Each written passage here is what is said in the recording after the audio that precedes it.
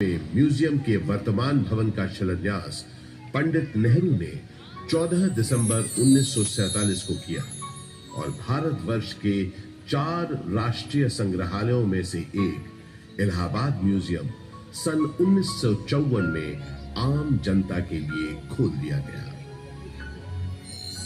यहां पुरातन शिल्पकृतियां, प्राचीन पाषाण प्रतिमाएं, कांसे की दुर्लभ वस्तुओं और पांडुलिपियों के अलावा 75,000 से अधिक कलाकृतियों का एक विशिष्ट संग्रह है।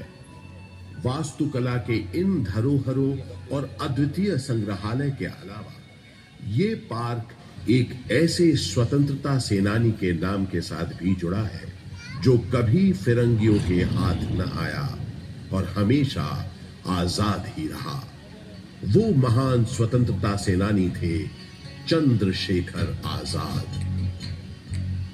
भारत के स्वतंत्रता संग्राम में इनका अभूतपूर्व योगदान रहा है।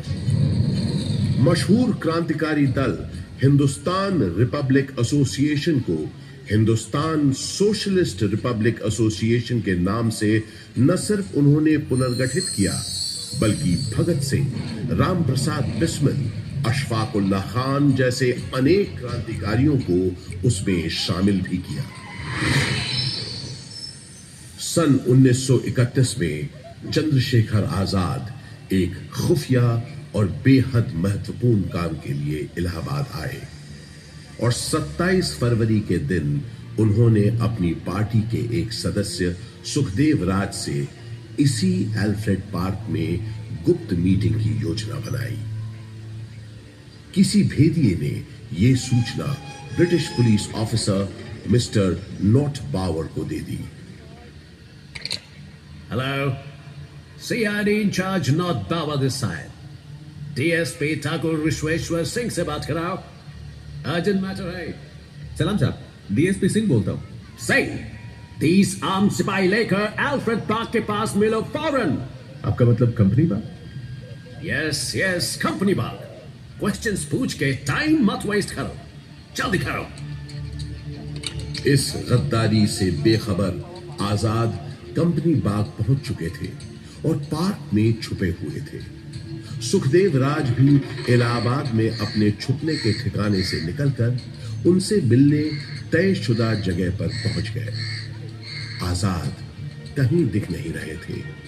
सुखदेव ने उन्हें ढूंढना शुरू किया और आखिर वो दोनों मिल गए।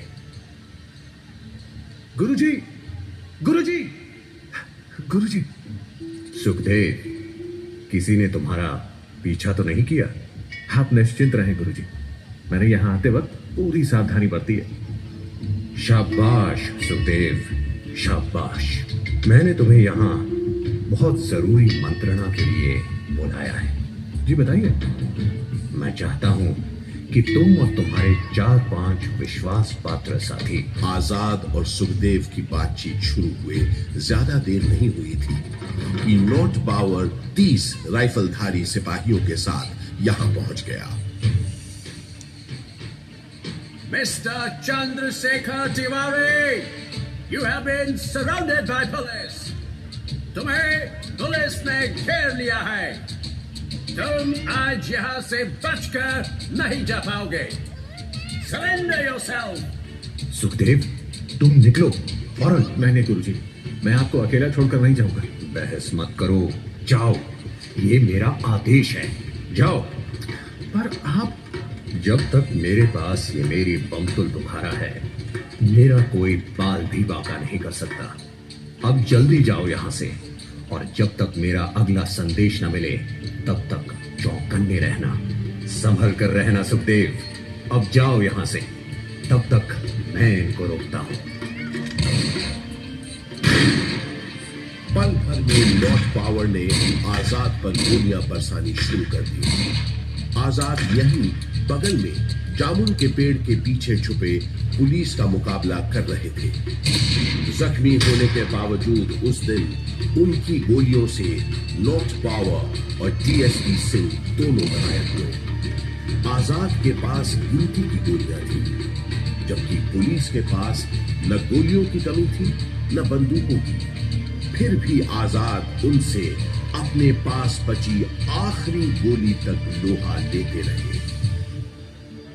आजाद ने प्रण लिया था कि वो हमेशा आजाद रहेंगे। उन्होंने अपना प्रण निभाया और वो हमेशा आजाद ही रहे। उन्होंने अपने पास बची आखिरी गोली से अपने प्राण न्योछावर कर अपनी प्यारी मातृभूमि के लिए आत्म बलिदान दे दिया। स्वतंत्र भारत का सपना अपने दिल में लिए वो शहीद तो हो गए, लेकिन हिम्मत और बहादुरी की मिसाल चंद्रशेखर आजाद हमारे दिलों में हमेशा के लिए अमर हो गए।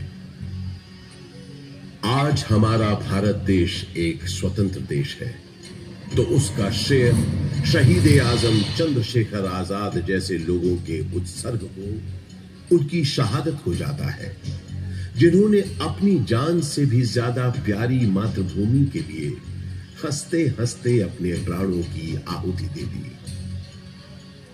आजाद अक्सर कहा करते थे,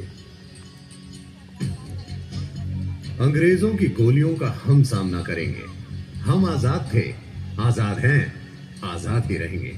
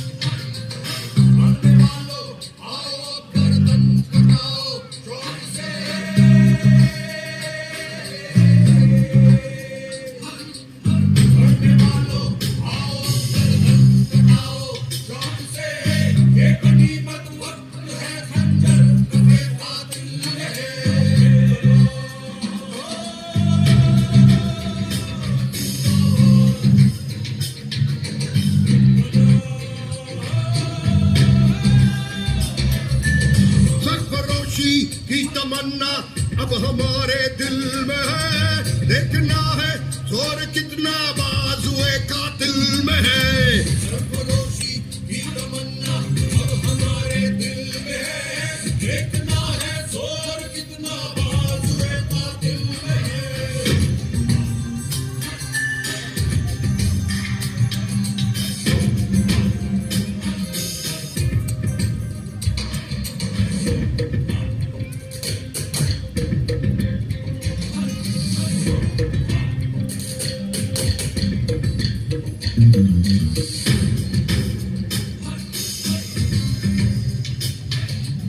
वक्त आने दे दिखा देंगे तुझे आसमां, वक्त आने दे दिखा देंगे तुझे आसमां। हम अभी से क्यों बताएं क्या